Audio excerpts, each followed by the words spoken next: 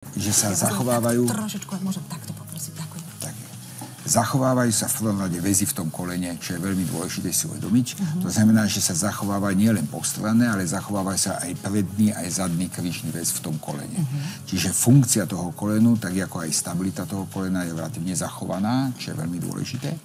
A znesie sa povrch len na jednej strane toho kolena. To znamená, že preto sa to hovorí, že unicompartment, že vlastne len jednostranové poškodenie sa rieši. Keďže sa zistilo, že prevažne pacienti s veľkou väčšinou majú poškodenú tú vnútornú stranu toho kolena, najčastejšie aj poškodený je vnútorný meniskus, vychádza to k tzv. Záťažovej osy toho celého kĺbu, tak z toho vám vychádza, že najčastejšie sa aj vydieva tá vnútorná strana toho kolena. A v mnohých prípadoch kvôli tomu, aby sme vyriešili problémy u pacienta s vnútornou stranou kolena, sme menili celý kĺb. A cieľom tohto celého, aby sme menili len to, čo meniť treba. Len tú vnútornú stranu kolena a ostatnú časť nechali. Vy ste povedali slovičko znesie sa. To znamená tomu som veľmi nerozumela. Čo v tej nohe, v tom kolene mi robí? Direkt som v televízii použil znesie sa, ale de facto sa to odpíli. Odpíli sa to, takže alebo zbrúsi. Len sa mi to zdalo také rabiatné. A je to také znesiteľnejšie, áno, ale aby som mala jasno.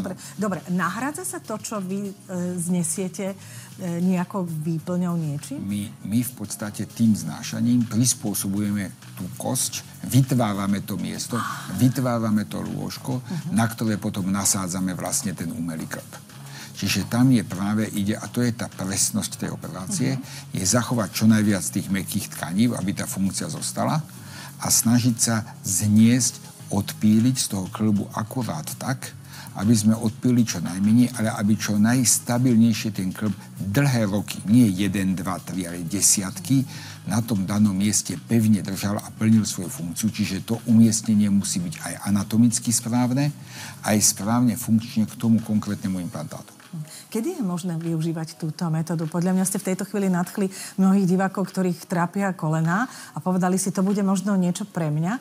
Viete, ideme k takej tej ceste, že kto rozhodne, čo všetko musím pred tým podstúpiť a tak ďalej a tak ďalej. Kedy sa táto metóda vlastne dá využiť? Veľmi motivačná je Lynn Simonová. Áno.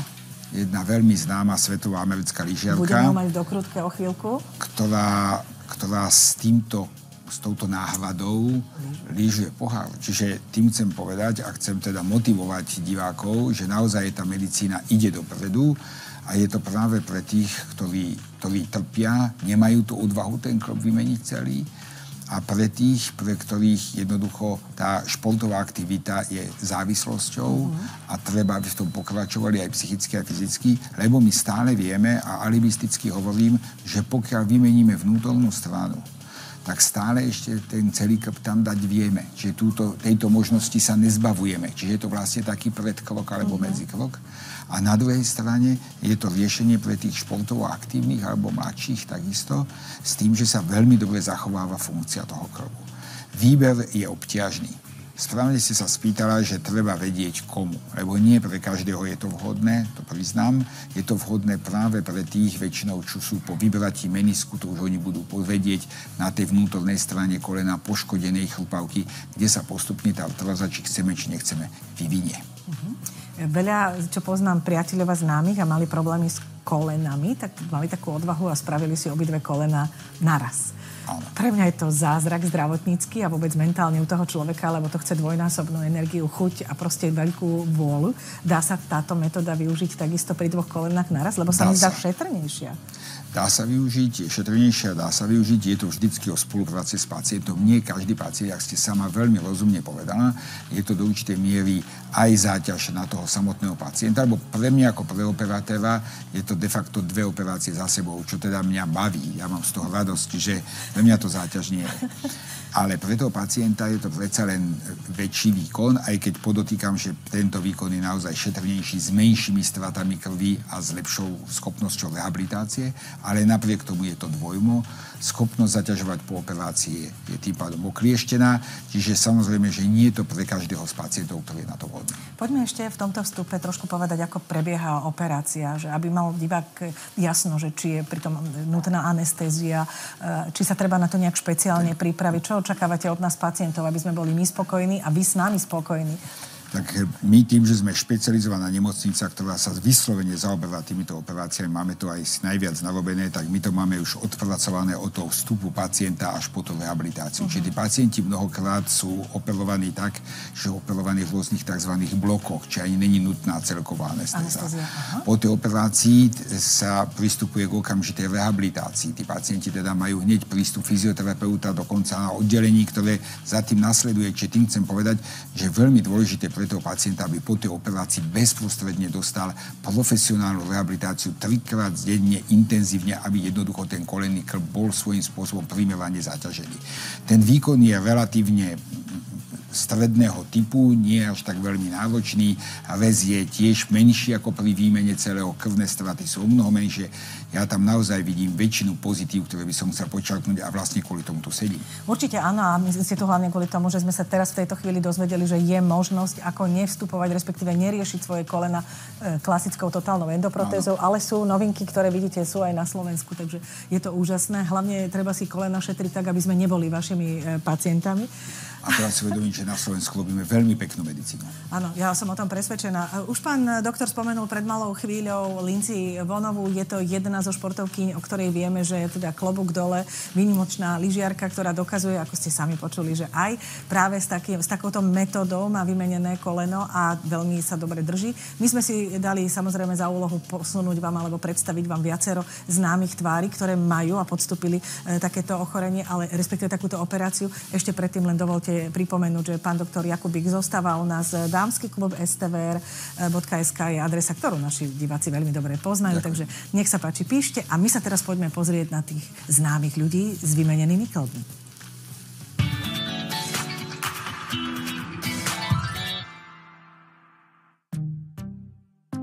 Kolenný kĺb patrí k najzaťažovanejším v ľudskom tele a preto nie je prekvapením, že u mnohých časom doslúži.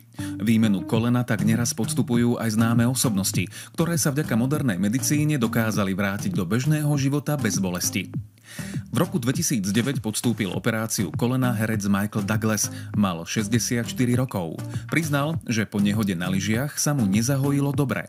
Krývanie ho priviedlo k úvahám o výmene za umelé. Po operácii sa ho často jeho vtedy ešte len 6-ročná dcéra pýtala, či ju už môže naháňať. Douglas odpovedal, že operáciu podstúpil preto, aby mohol naháňať jej budúcich frajerov, keď bude tínedžerka. Chronické bolesti a opotrebovanie kolenného kĺbu sa rozhodol operačne riešiť aj ikonický spevák skupiny Aerosmith Steven Tyler. Najskôr mu operovali predný krížny väz a v roku 2013 mu vymenili celý kĺb. Sám priznal, že problémy boli daňou za 10 ročia skákania a tancovania na koncertných pódiách. Speváčka Liza Minnelli sa svojho času objavovala na verejnosti na invalidnom vozíčku. V jej prípade išlo o kombináciu rôznych zdravotných ťažkostí. V roku 2009 jej vymenili koleno i bedro a rok na to sa pridal zápal mozgových blán, ktorý môže spôsobiť slabosť alebo stratu pohyblivosti. Moderátorská hviezda Oprah Winfrey podstúpila v roku 2021 operáciu kolena z jedného zásadného dôvodu.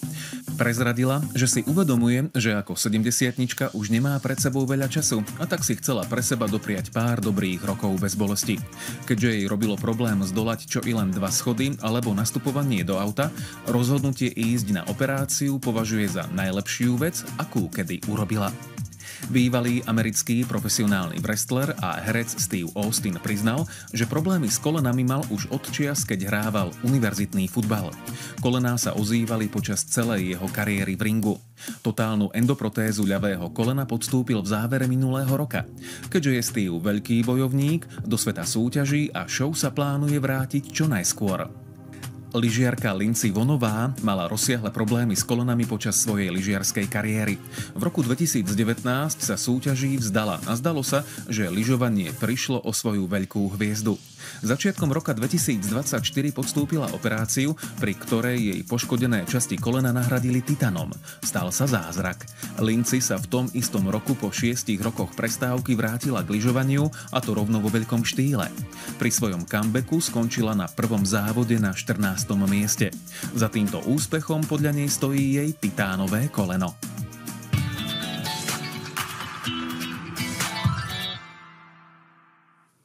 Darinka Kozáková je medzi nami. Vítajte, Darinka. Dobrý. Nech sa vám páči. Ďakujeme veľmi pekne. Kedy a aký je dôvod na to, aby som mala vymenený teda umelý klb? Začneme tou veľmi jednoduchou otázkou. Začneme úplne jednoducho. Snaha je vždycky ten klb samozrejme neimplantovať, čiže robíme úplne všetky možnosti, aké sú, aby sme vyčerpali, aby sme mali pocit aj ten lekár, aj ten pacient, že teda iná možnosť nebola. To je prvá téza.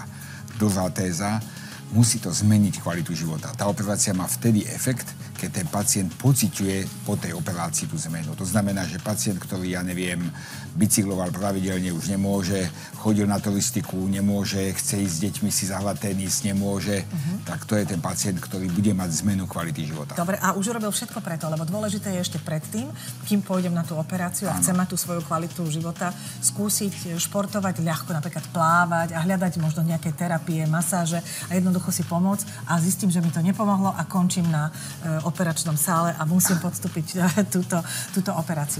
Pýtajú sa na vek, že či aj deťom sa dajú vlastne robiť takto kolena a hneď pod otázku dám, prepáčte, hmotnosť. Myslím, nie toho klbu, ale tých ľudí, ktorí to idete meniť. No, tieto klby nie sú vhodné pre deti, to zase poviem úprimne, lebo tam sú úplne iné pravidlá, ktoré treba dodržať. Dieťa ešte rastúci organizmus, takže tam sa vo výnimočných prípadoch skôr onkologických robia rôzne tieto výmeny. Čo sa týka teda veku opačne, teda horná hranica je stanovená nie ani tak ortopédom ako anesteziologom. To znamená, že pokiaľ ten organizmus zvládne tú operáciu celkovo z pohľady srdca, plúca a iných pridružených ochorení v nejakom veku, lebo jednoducho existuje tzv. Biologický vek, ale potom ten vek toho organizmu môže byť klinicky úplne iný. Čiže z toho dôvodu ten vek nemá hornú hranicu. Výborne, netreba sa toho bať. Poďme ku komplikáciám, pretože ešte sme povedali, prebieha operácia, veľmi je tam pozitívna atmosféra, vy si púšťate podľa mňa nejakú hudbu, že?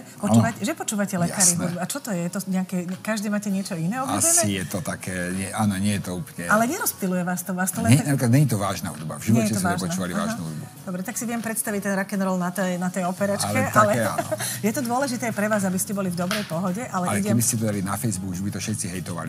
To mi je jasné, to my nemôžeme hovoriť. Ľudia, nič sa takéto nedeje, ale čo je dôležité, že sa deje, operácia sa podarila a nás teraz čaká tá rekonvalescencia. Zabudli sme tú komplikáciu. Aká komplikácia môže nastať? Tak najväčšia komplikácia, najnebezpečnejšia komplikácia pri operáciách klbov sú infekcie. To si treba uvedomiť. To je veľmi dôležité. Práve kvôli tomu je veľmi dôležité, že to pracovisko, kde sa to robí, aké má konkrétne skúsenosti, lebo keď na tom operačnom sále prichádzajú bohužiaľ pacienti zvonku, čiže sú to časté úrazy, tak tí pacienti dojdú bohužiaľ nepripravení pochopiteľne, že vie sa dostať infekcia na tú operačnú sálu, alebo keď sa tam striedajú rôzne medicínske obory, čím viac takýchto rizik, tým je väčšia predpoklad, že tá infekcia sa do toho, lebo ortopédia je mimoriadne sterilný. To znamená, že tam je dôležité, aby naozaj tá operačka bola určená konkrétne na tieto výkony, nikto iný, nič iné, aby sa tam nejakou infekcia je doslova do písmena až neliečiteľná. Dobre, ale ja netuším, že som bola na oddelení, kde som dostala infekciu, až po čase, kedy som zistila, že mám infekciu. Len hovorím, ktorá je z najčastejších komplikácií a najnebezpečnejších. Dobre, ale hneď sa nasadzujú nejaké antibiotika? Pochopiteľne, tam sa musí k tomu pristúpiť veľmi vážne. Robí sa, samozrejme sa snaží zistiť to agencia, keď to bolo, nastavujú sa antibiotika. Ten klb v tom prípade, ak je infikovaný, treba pochopiteľne zase vybrať von. Musí sa to preliečiť, to koleno a potom sa áno, presne tak.